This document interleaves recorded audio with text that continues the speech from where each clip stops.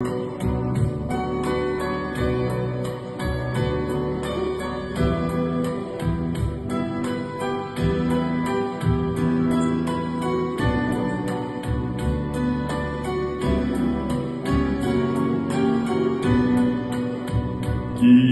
atlar gideceği yokta.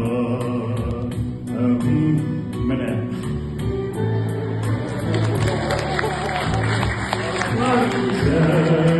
Biz yakın dostlar, sağlanışıp gittik Türkiye'ye.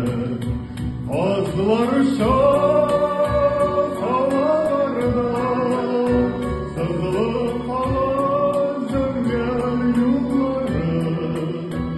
Azlar kızımda, üzülürde, unutulmazlık yaşlık yılları.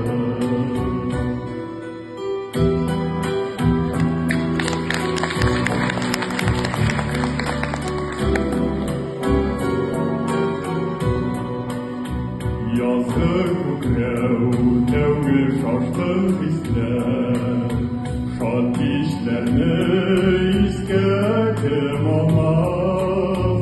Saf yıllar bilen bir kütürge, gençlik